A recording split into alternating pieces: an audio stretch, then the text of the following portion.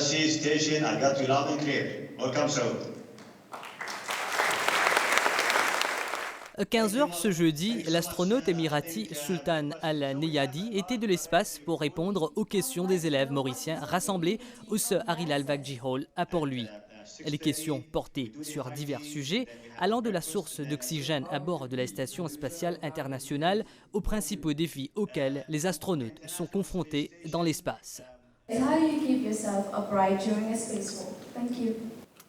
So during the EVA, it was basically a similar sensation to what we have here inside the station. So any orientation that you tell yourself, you'll be in that orientation. But just like what we have in the station, we have some marking for handrails, for racks, and for indications on the walls. So we have deck, for example, here. We have forward, because this is the forward direction of the station. We have aft, and we have overhead. Same thing outside of the station. We have handrails that can tell us whether we are going port or starboard or zenith or nadir. So it is sometimes hard to navigate, but with the help of the ground and looking at these markers, we can accomplish the job with no problems. So what do you do in case of emergency? Depressurization and a leak of a toxic spill. So all of these can cause a problem for the crew,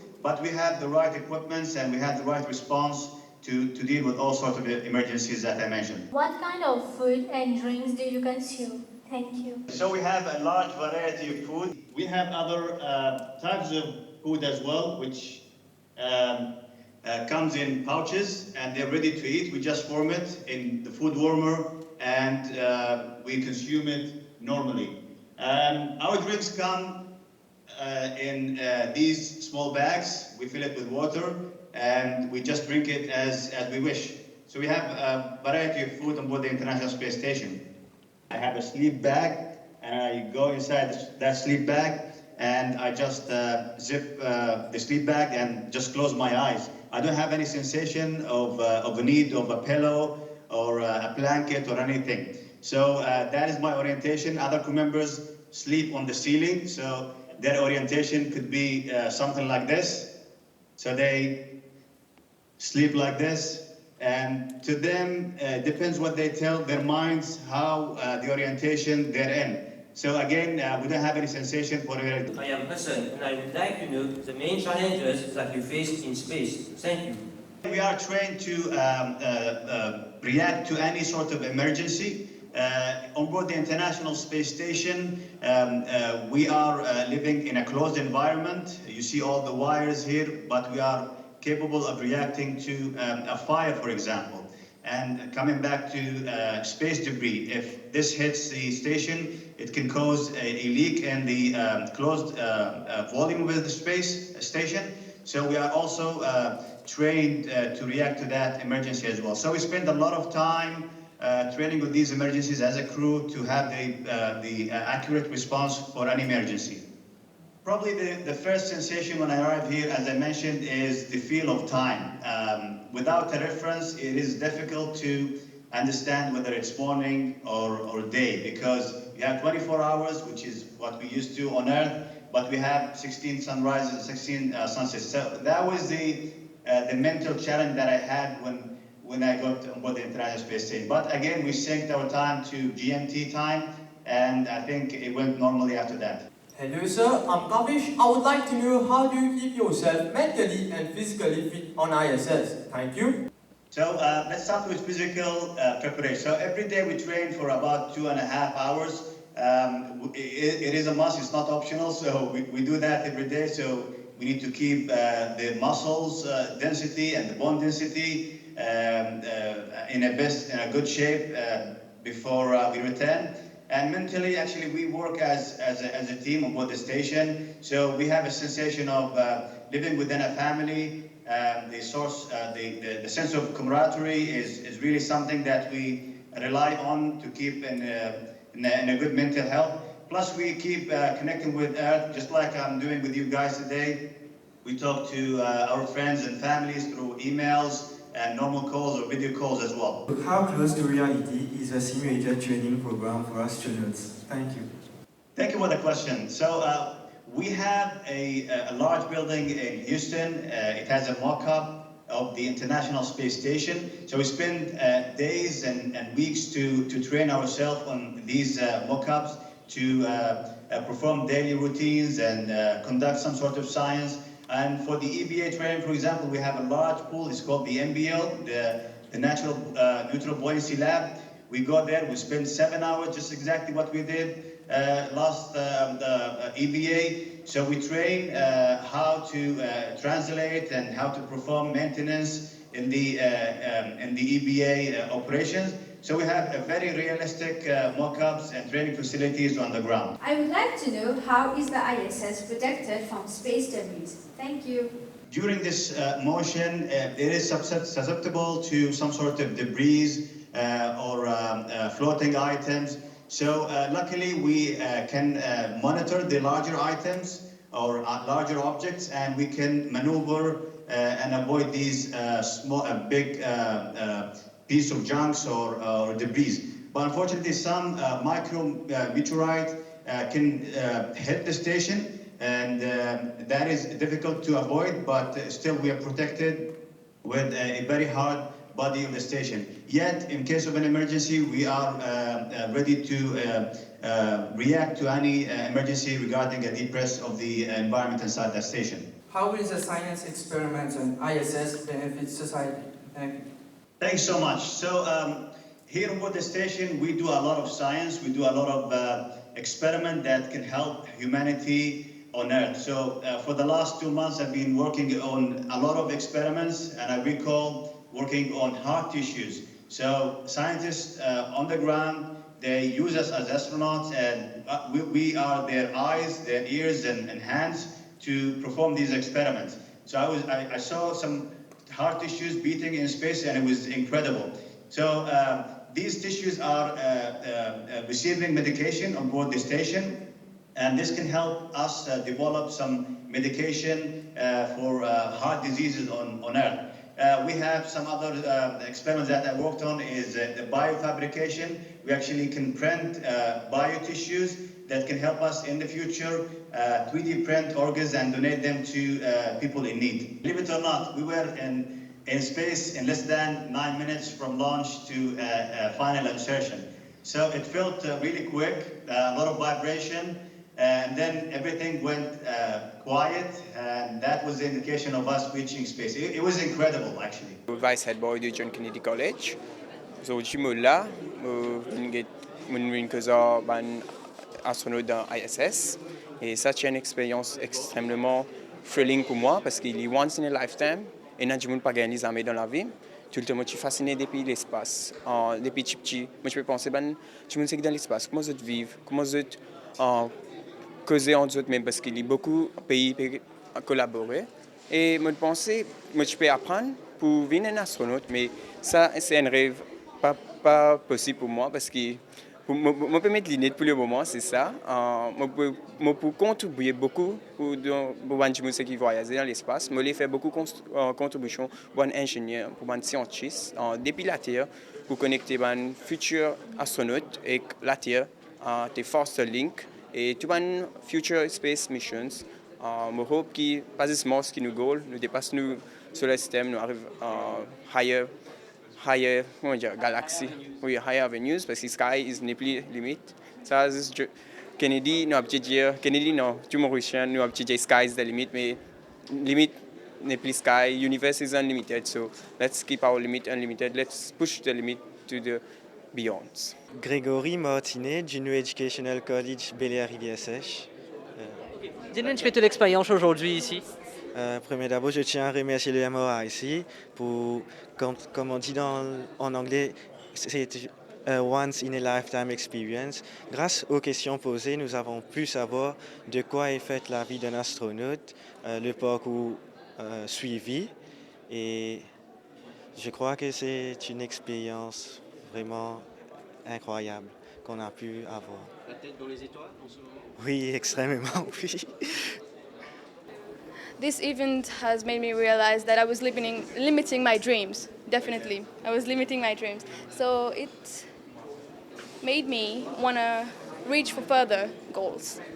Je suis très reconnaissante aujourd'hui d'avoir pu venir assister à cette conférence, de rencontrer en quelque sorte un astronaute. Franchement, c'est pas dans la vie de tous les jours qu'on peut voir un astronaute en live. Je remercie aussi mes profs, l'école qui m'ont donné cette opportunité. C'est vrai que quand on regarde un astronaute dans les films, dans les documentaires, c'est différent en quelque sorte. Mais là, d'avoir pu parler face à face, en live avec un astronaute et voir la réaction directe, franchement, c'était époustouflant, c'était waouh, ça m'a franchement intriguée. Déjà que je suis une élève des sciences, ça m'a intriguée encore plus, la science, maintenant l'espace, tout ce qui est l'univers en quelque sorte. Maintenant, c'est franchement waouh, il n'y a pas vraiment de mots en quelque sorte qu'on peut mettre sur ce ressenti en voyant l'astronaute parler de commencer dans l'ISS. Voilà. Un moment qui t'a particulièrement marqué durant cette conférence? C'est plutôt comment l'astronaute parlait de comment il était toujours fasciné par l'espace en soi, parce que franchement, on se pose toujours des questions. Pourquoi un astronaute a choisi de devenir astronaute? C'est surtout quand il a commencé à expliquer depuis qu'il était petit, il aimait l'espace. Franchement, ce côté vraiment rêve d'enfant, quelque chose qui va un peu vraiment marquer en mode wow, il a pu vraiment dreams do come true somehow. Donc c'est un peu un résolu de ce statement. Mes projets, mes rêves, personnellement, j'ai toujours voulu travailler tout ce qui est côté pharmacie, laboratoire, que ce soit business à moi ou pour d'autres personnes, tout ce qui est côté sciences et chimie. J'espère franchement pouvoir avoir de bons résultats pour Chelsea et aller en études de pharmacie. Donc, j'espère franchement y arriver. Selon le directeur général du centre spatial Mohammed bin Rashid des Émirats arabes unis, une collaboration est prévue pour la construction d'un satellite commun, offrant ainsi la possibilité à un pilote mauricien de faire partie de l'équipage. I think the collaboration between the UAE and Mauritius in space is growing, and today, this is one of the first steps where we have a live call from space with Sultan, with people from Mauritius, and it was quite exciting for us, and I hope it was exciting for the students from Mauritius as well.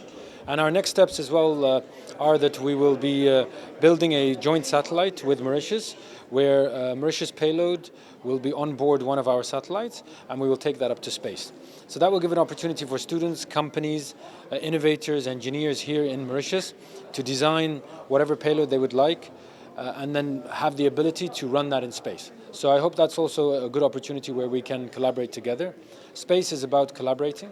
The International Space Station that we saw Sultan talking from was built by 16 or 17 countries. So one country cannot do anything alone. So we need to work together to achieve big goals.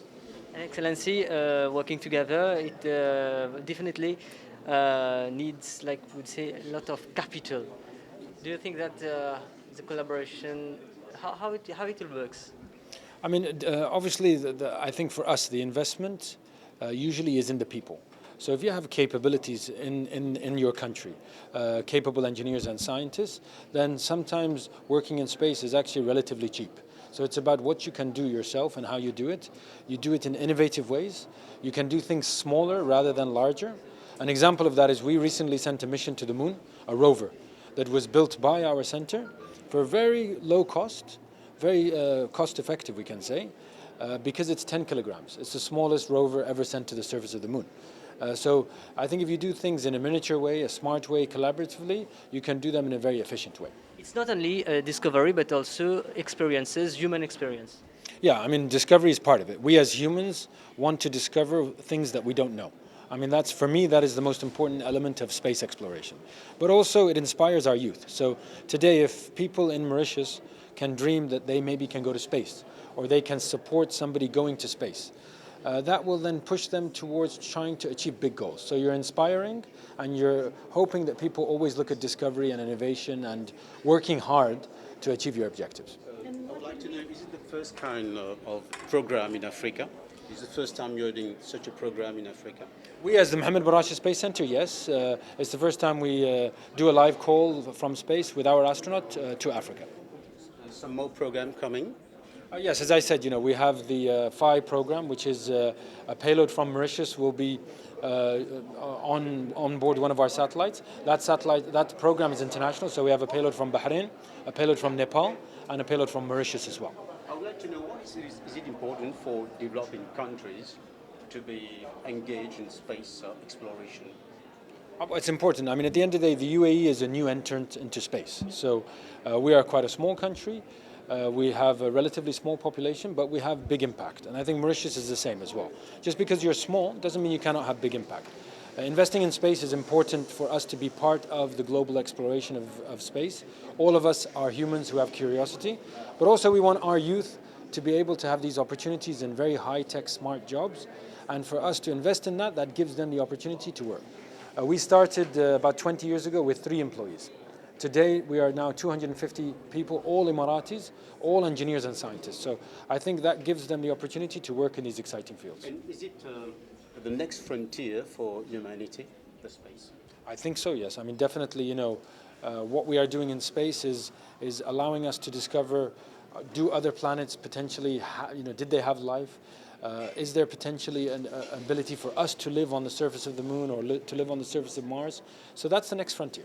Après nos premières expériences, que nous finissons envoyer un satellite en orbite, comme une expérience, aujourd'hui nous pouvons continuer à évoluer et avancer dans nos missions, dans nos avancements spatiaux et collaboration qui nous finira avec Dubaï, surtout le Mohammed bin Rashid Space Center, que nous ban jeunes aujourd'hui peut gagner sens cause avec un astronaute en direct depuis ce que nous appelle ISS, International Space Center. Et il y a l'expérience mémorable parce que c'est la première fois que presque 300 élèves de la République, Maurice, Rodrigue et Agalega, que je fin connectés avec NASA et à travers NASA, fin connectés dans ISS en espace, que ces élèves-là fin gagnent l'occasion pose une question avec un astronaute et en direct. Et ils fin gagnent réponse là aussi en direct avec sa astronaute qui est en espace là. Et ça, bien sûr, lui donne aux jeunes l'opportunité et a un intérêt pour la science, pour la technologie. Parce que nous, comme un petit pays, nous continuons à avancer très humblement dans nos expériences, dans nos aventures dans la technologie spatiale.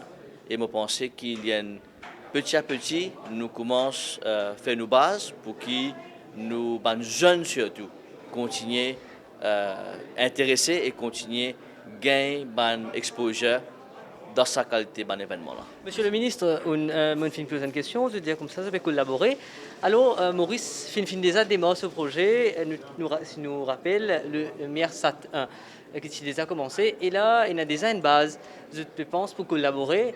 Et est-ce qui va un plan futur de mettre en place?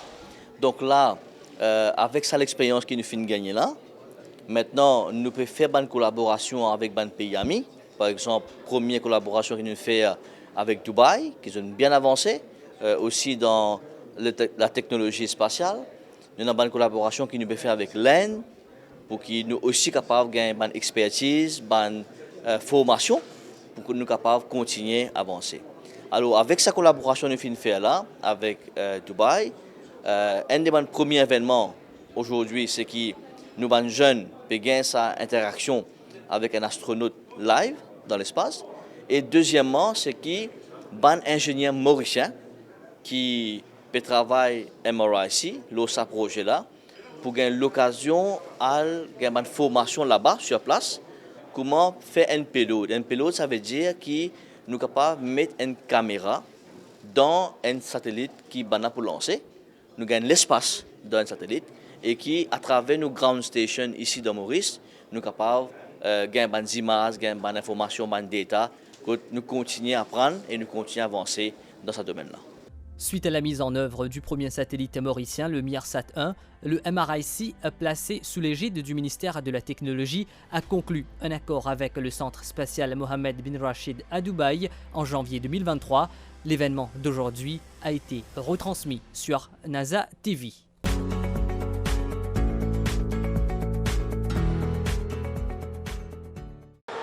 Allez, c'est fini avec le tir privé de Kerry la Providence. Le tir au buzz de Kerry la Providence comme point d'exclamation finale. Au terme d'une nouvelle fameuse et intense bataille, les Warriors de Rochebois viennent de battre une seconde fois les Flippers de Maillebourg pour conserver leur titre de champion. Les Warriors de Rochebois, champions de Maurice version 2022-2023. Pourtant, le chemin menant à ce back-to-back a été périlleux. La faute à des Flippers courageux et difficile à manier. Dans l'obligation de l'emporter pour égaliser la série, les Maillebourgeois ont démarré le duel tambour battant et vont même virer en tête à la mi-temps 34-29. L'Est qui termine avec le dunk. Toutefois, dans le troisième quart-temps, galvanisés par les propos de leur entraîneur Jérôme Tonta, les Warriors ont affiché un tout autre visage. À la mi-temps, il est bien précisé, nous avons battu des cartons, nous avons gardé les autres pendant 20 minutes, mais c'est nous qui, ça 20 minutes qui restent là, c'est pour nous ça. En effet, sous l'impulsion des Jerry, la Providence et Alexandrine, ils vont ainsi infliger un 22-5 aux Flippers pour prendre les devants. Malgré une résistance de Maillebourg en fin de duel, Rochebois, grâce notamment à Stéphane Madelon, a tenu bon et s'impose 66-55. Les Warriors remportent ces finales à 2-0 et réalisent la passe de 2. Un immense joie. Avec beaucoup d'efforts, beaucoup de sacrifices. Nous sommes venus nous montrer que nous sommes champions. Nous gardons nos titres, nous revenons plus fort. Chez les dames, sans surprise, le Real de Port-Louis a été sacré. Comme lors du Game 1, les Port-Louisiennes trop fortes ont encore une fois surclassé les Harlems de Malherbe. Guidés par les Bernard, Marguerite et autres Adeline Juliette, le Real s'est imposé 99-23. Port-Louis gagne facilement ses finales à 2-0 et décroche par là même son premier titre de champion. Bien sûr, on est heureux parce qu'il est champion avec le Real. Nous réussi point coupe là, enfin. Donc, ouais, on est tout heureux. Notez que les Sparks de Rochebois ont pris la 3e place chez les dames, alors que chez les messieurs, les Young Cadets de Highlands ont complété le podium.